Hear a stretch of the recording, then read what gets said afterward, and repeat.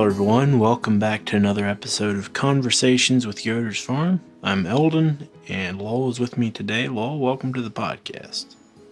Thank you, Eldon. I'm exhilarated Exhilarated to be here. That's with fascinating. Yes. If you could just move your little mic down just about that much. This mic? Yeah. Damn. Because right now, if you breathe through your nose, you hear it. That's better. All right. Well, if you want, I could just hold my breath through the whole podcast. No, that would get you wouldn't get a lot of words in.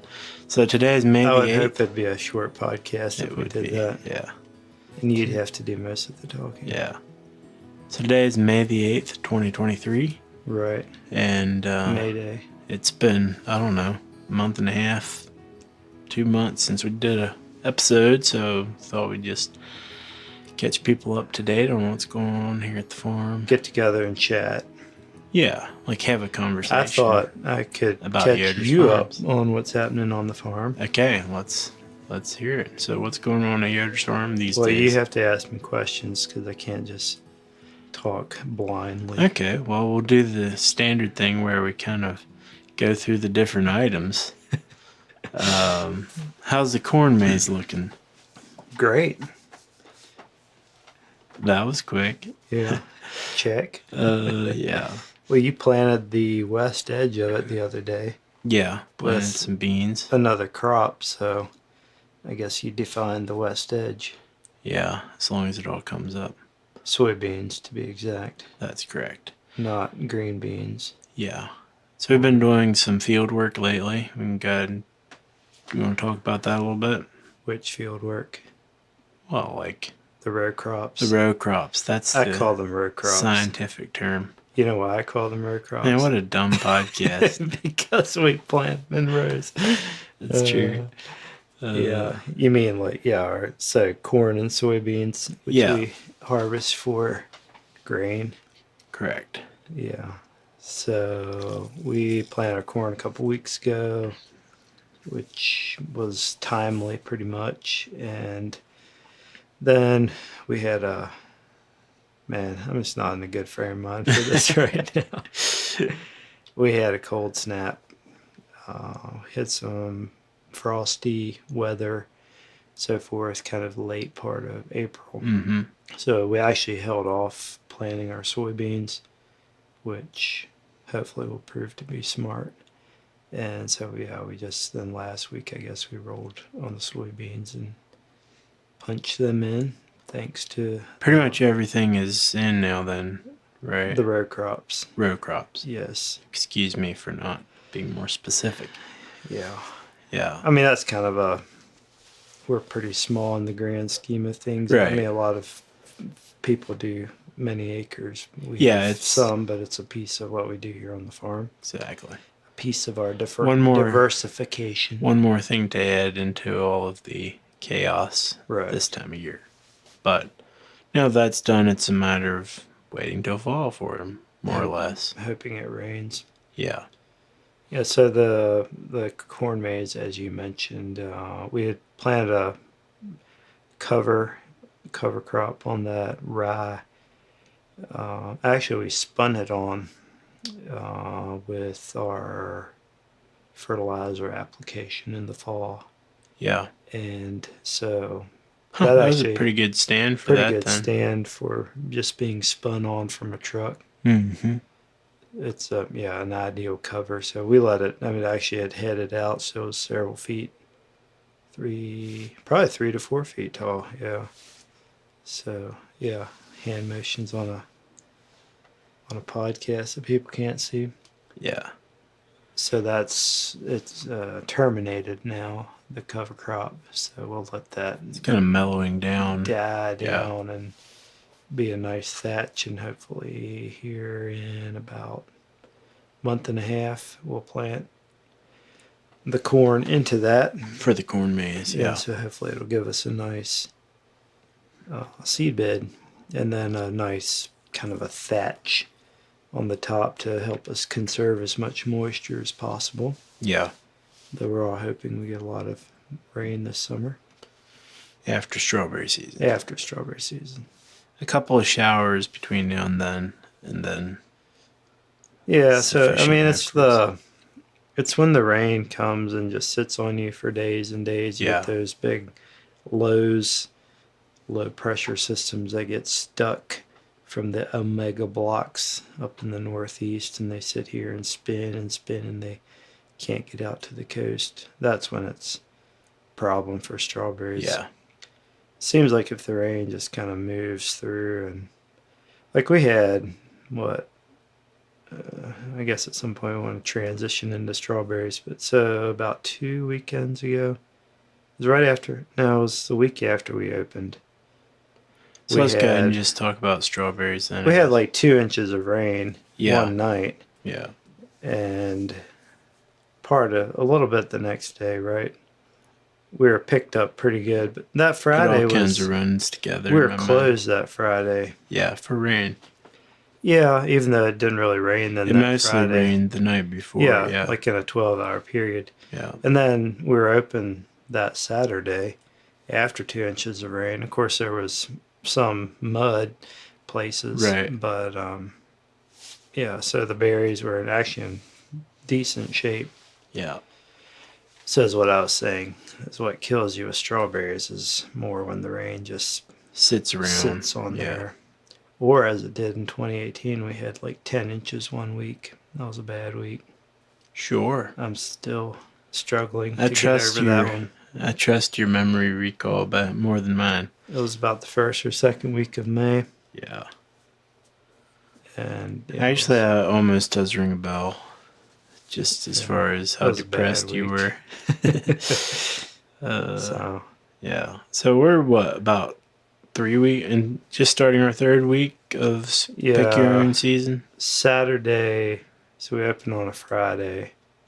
Opened on April like the 21st, I think, Somewhere like in which there. is Yeah. almost as early as we've ever opened. It's like the 17th or something was as early as we've ever opened, Right, right? in 2012. Sure. Yeah. But yeah, so this was early, and yeah, so we're recording this on May the 8th. You said, so we're entering our third week Yeah. Yeah. by a few days. I sent out the email this morning that's The midweek the email. the mid-season email, What did I say? Midweek. and I noticed that last year when I sent it was a week from now. So, Really? yeah. Okay. Yeah, we're definitely a little bit ahead. I was actually surprised that it came on as quickly as it did. Yeah. I shouldn't have been so surprised, I guess, because everything's been a little bit early. But it felt like, okay, so normally you figure a month from bloom to berry. Yeah. But then often on the front end, your first ones, I would almost figure more like 40 days Okay. because you're usually Cooler dealing with cooler temperatures. temperatures on the front end. Well, we had during the first part of April and maybe even the very end of March, we had some very warm weather, like Yeah, there was a upper 70s, maybe even brushing maybe even into the low 80s. Yeah. 80s. And I think that really kind of, the crop was a little bit advanced anyway, and then it kind of pushed it, is my theory. And then it's been kind of weird because then the last half of April, the first part of May here has been cooler than normal. And so, Yeah. I mean, we had a frost event, at least a borderline frost event after we opened on like the 20, it was a few days after we opened, so like the 24th. Something like that. 25th. Yeah. It's like the Tuesday, Wednesday or so which after we is open. pretty unusual for us. I mean, I think one other time we've covered pooled road covers after we've opened Yeah. in 2020. That was Okay. 2020 Mother's Day weekend. Huh. So yeah, that was unusual. That must have been a late year.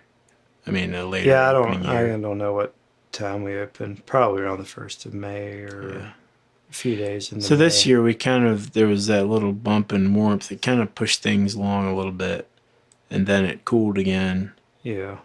But that early warmth is kind of what made us open early, maybe. Right, it kind of pushed a first wave of berries, and Yeah. and we've had, berries along, but it's not been overwhelming. Like some days we've run short. We try to rotate our fields, Yeah. so we pick some one day and rest the other one for the following day. And sometimes it's been difficult to not let people pick the reserved stuff for the Right. following day. Well, it's just kind of hard to like you'd about have to have somebody out there policing it. Yeah, which I Yeah. mean we kind of do, but we're not quite as tight as some farms. Yeah. And yeah, so then so the cooler weather kind of slowed ripening down then, even once we were opening. So, for example, last Thursday we were closed all day to Right. ripen. Yeah. And then Saturday we basically got picked out halfway through the day, Yeah.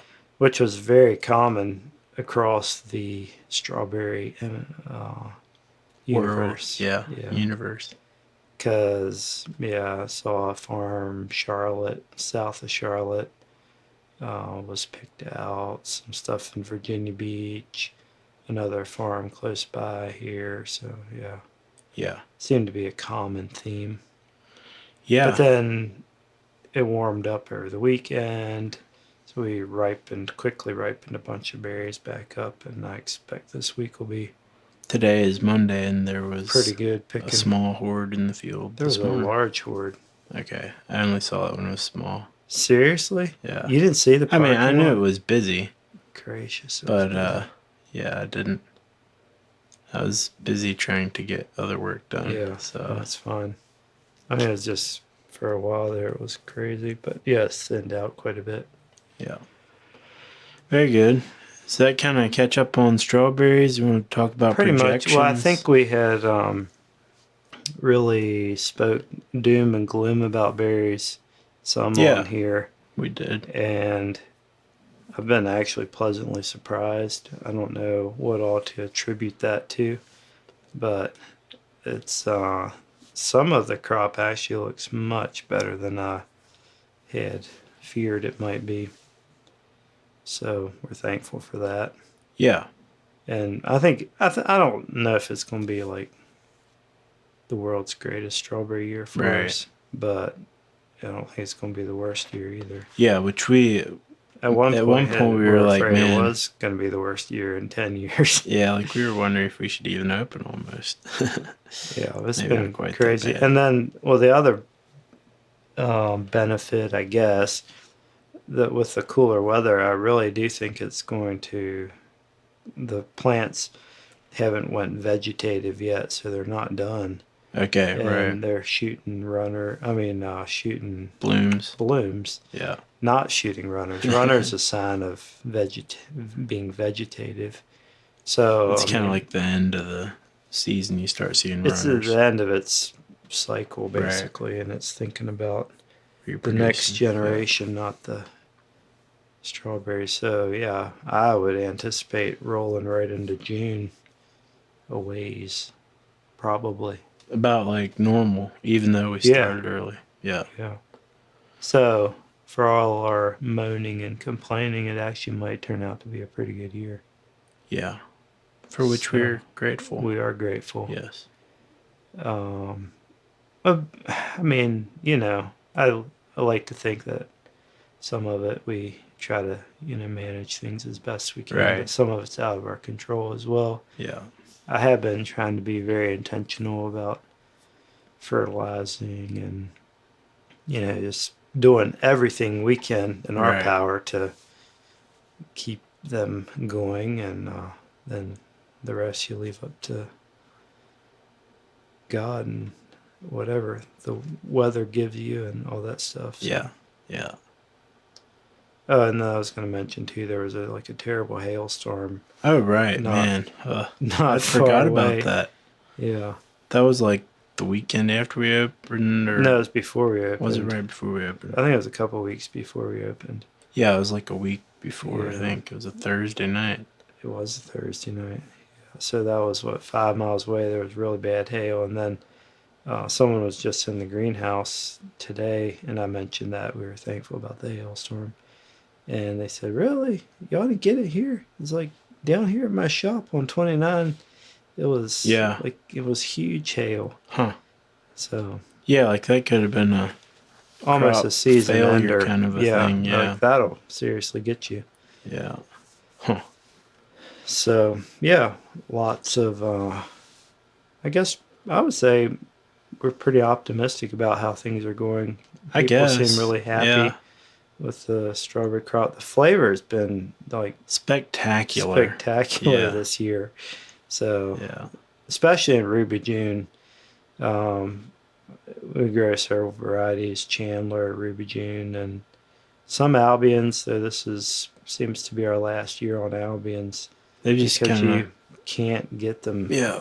other places. So yeah, but the Ruby June in particular, goodness gracious, they've been amazing. Yeah. Like even, I mean, I would say that. Like, and Yeah.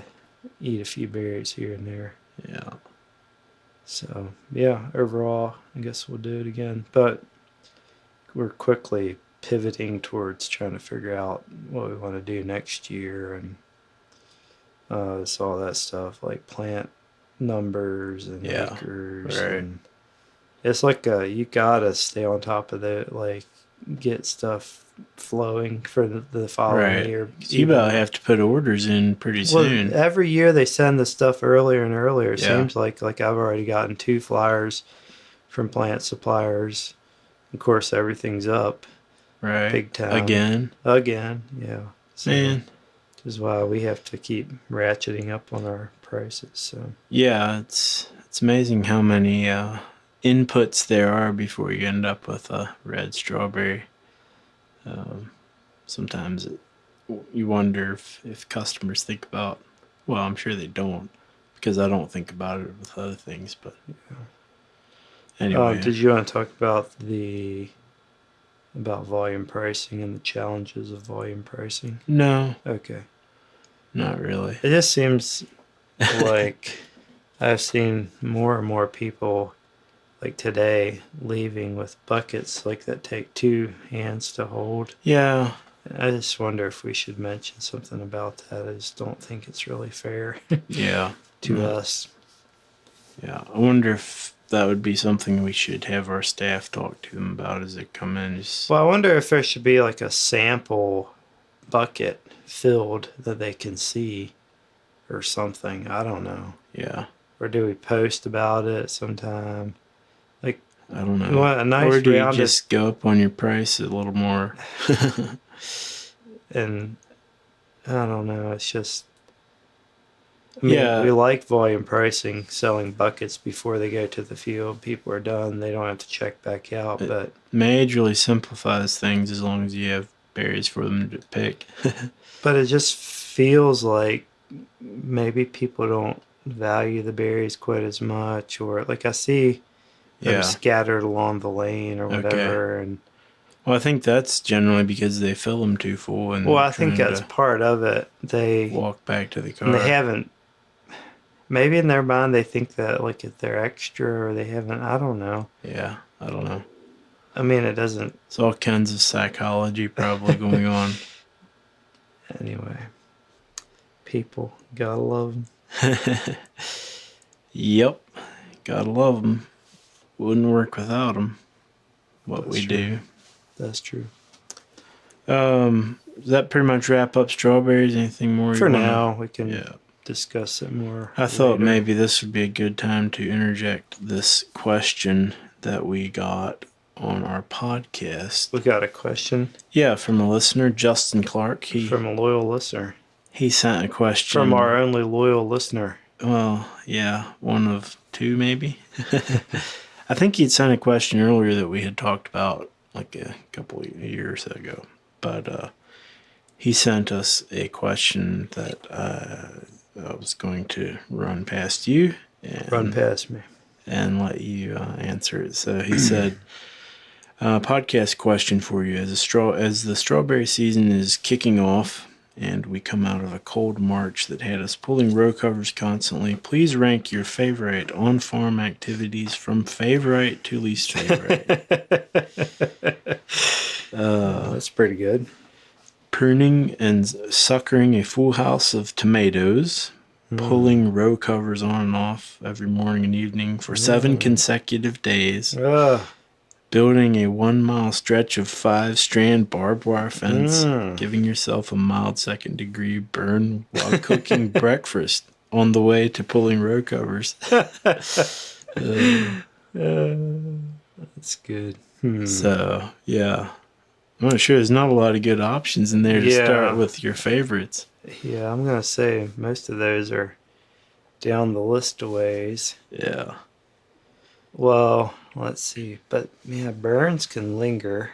True. And kind of cause problems throughout your day. They affect everything else. Yeah. I hate it when they're, like at a place that bumps everything else or something like that. So on your finger. So it's kind of like a bee sting. Yeah. I'd much rather get stung on my arms or anywhere else. But if you get it like on the wrong finger, like I don't use gloves generally to work my hives, and it's usually fine unless basically if I grab a frame and pinch one, that's when they get you, and then it can be very annoying when it's like one of your fingers that you use a lot. Yeah. Okay, so it's pruning tomatoes, pulling row covers for 7 consecutive days. And the burn, and what was the other one? Building fence. Building fence. So I haven't built just a lot of fence. I've helped some, but... You'd probably do that just for the experience. 5 miles of fence. Oh, that's right. It was a lot of fence. That's a lot of fence. Yeah. Man, that sounds like a job. No, it's a 1-mile stretch of 5 strand. So basically 5 miles of fence. Yeah. I wonder, does that mean... wonder what the post situation is, if he's putting posts in as well. Yeah, I'm assuming we can make assumptions along the way if we need to. I've seen some barbed wire fences just tacked to trees, but I doubt that's what he had in mind. Yeah. I actually don't mind suckering tomatoes, which is kind of odd maybe, but...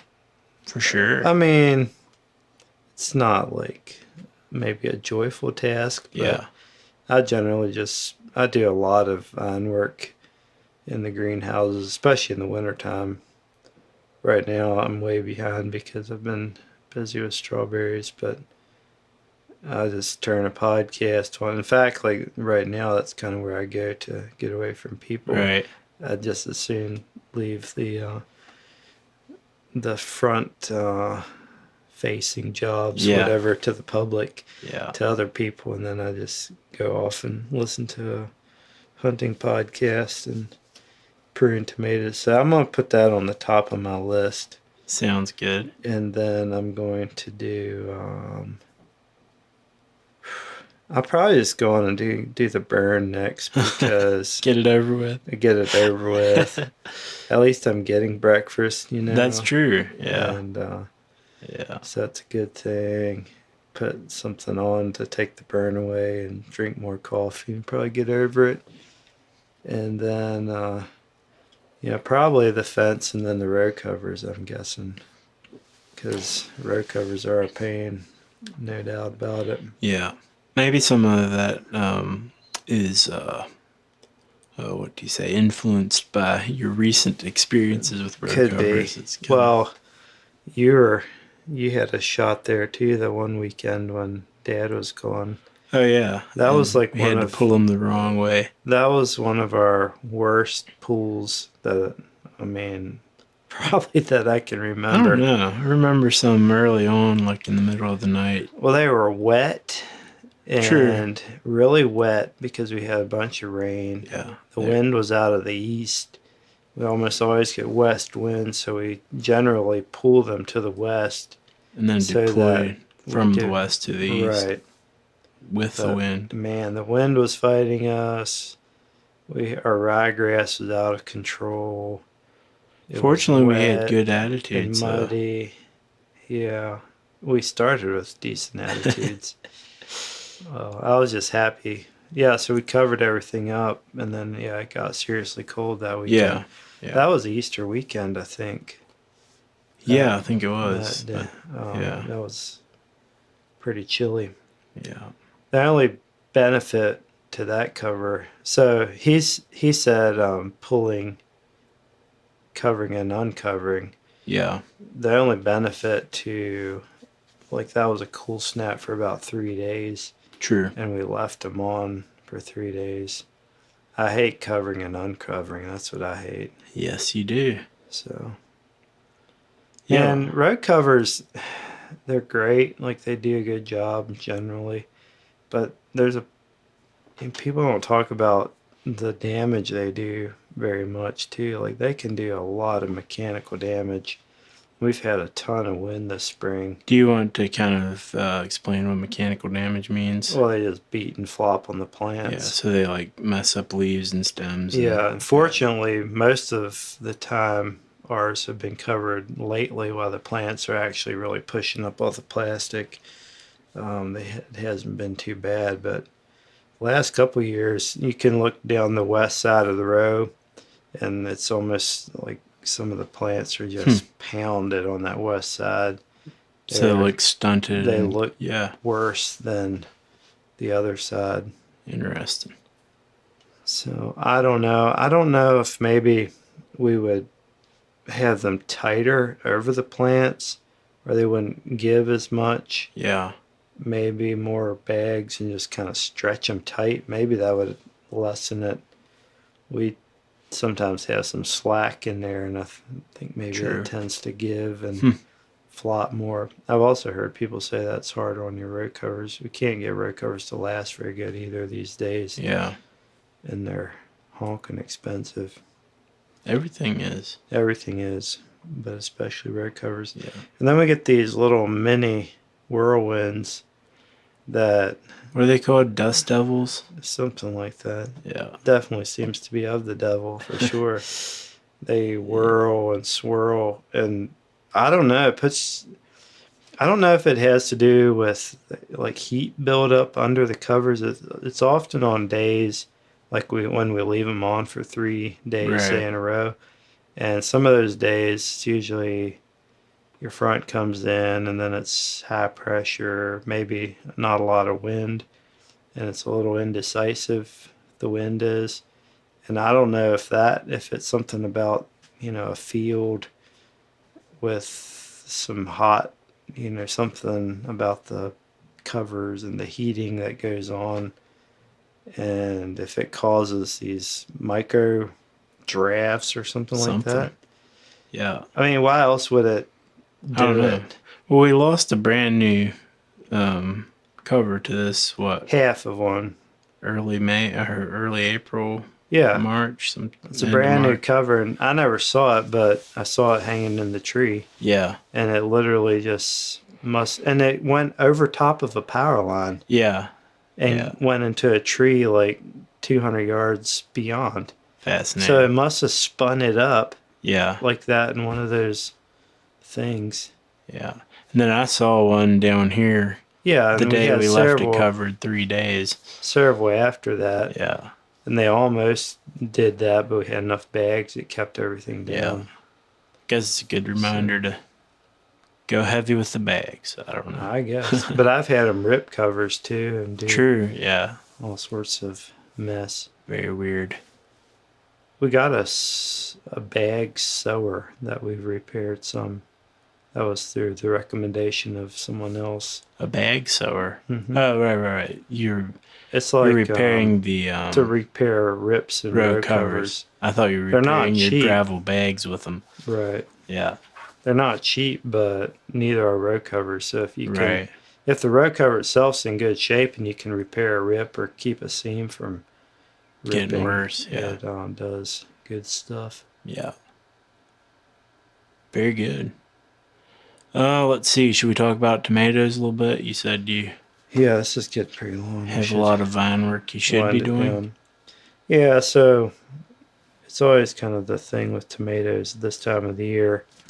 You're juggling all the outside stuff, and at some Actually, point, we're actually picking in all three greenhouses, but we're going to start stopping okay, yeah, the picking. I mean, so at some point you just pick what you have and you kind of forget the vine work. But you gotta at least be able to walk around in your yeah, greenhouses and not let it turn into a jungle. So, but yeah, production's been very good, but some of the tomatoes have been around for quite a while, so they're starting to get pretty long. The vines, yeah. they're indeterminate, so the longer you push that out from the pot in which it is rooted, the worse fertilizer uptake is, it seems like. And then sometimes your fruit quality can suffer too. Hmm. And often it's coincides with the weather warming up, and Yeah. so that can also cause some fruit issues as well. So, but yeah, we're picking in three houses, and I didn't realize you were still picking in the first one. yeah, still giving a few. Mainly Big Dina's in that house, Okay. which it's a decent tomato. Yeah. I'm not a It's tomato connoisseur, so pretty. It's done pretty well for us. yeah. The Toreros are in the middle house. They're plugging along, kind of doing what they always do. Terraroing. They're a little more growthy than I like. I think I've complained about them before. And then the big house, the grafted BHN 589s they're doing very well. We're really pleasantly surprised with the grafted ones. They're really big. Yeah, they're getting a little bit more normal Okay. size now, So so maybe they're those early ones easier to were, pack yeah. and into boxes. But really pretty tomato, and they're loaded up and doing very well. And the beauty of those is I have not leaned and lowered them once. Really? So Huh. very little vine work, because there would have been Sounds no way I could have kept up with sounds that to me house. like we need to do 3 houses next year. Well, I think they definitely have their place. Yeah. Like, I think it fits very nicely in the spring house. Yeah. I'm not sure how they would do through the winter. Would there be any other? I mean, I'm sure there's a bajillion varieties of tomatoes. Would there be something else that would have the similar qualities as far as vines? Well, the BHN 589 is a determinate tomato, Okay. a bush kind of tomato. Okay. But I think putting it on this graft makes it a little less that way. So it It will still need needs a some lot of pruning. leaning but and lowering at some point, or not yeah, necessarily. potentially. I mean, but not as much as like a Torero. I don't think. I Yeah. think I would have had to lean and lower it already Hmm. some. But I mean, these could maybe use it here at some point Yeah. if we decide to. Well, it's only what May the whatever, so Yeah. Well, I think that's about all that I know to talk about. Anything else that I should bring up before we close and you answer your wife's phone call? I don't know that she listens to the podcast, so I told her I'd call her later. So she shouldn't be too offended. Sounds. No, good. we've covered a lot of ground. Yeah. I think Enough ground for one day. enough ground for one day. We can always rehash stuff later. But Fair enough. it's been, every year challenging. Every spring is challenging. This year is no different, but Well, if it wasn't challenging, it wouldn't be any fun. I guess. And everyone would do it, so It's like those people who say, there's that. money doesn't buy happiness. It's like, well, I'd like to give it a whirl sometime. It's like, You like to try without maybe the it'd be a challenges. nice. I'd like to try a spring without so many challenges Yeah. sometime. But We can talk about our sweet corn sometime too. We Okay. are delving back into that Yeah. realm again, and all our summer plans for crops, etc. Yeah. All right. Well, sounds like we have Well, this things for has next time been a too. real blessing to be here with you, Eldon. I just Well, really it's appreciate always this good to catch up. Diet Yeah. Dr. Pepper that you gave me, and Well, hopefully it was- gives you the strength to get up and do what needs to be done. wish you all the best. Yeah. Well, same to all of us. Yes. All right. Well, if you ever need more information about Yoders Farm, head over to the website, yodersfarm.com. Thanks for listening if you made it this far, and hope you have a good rest of your day. We'll be back at some point. Till then, see ya. God bless.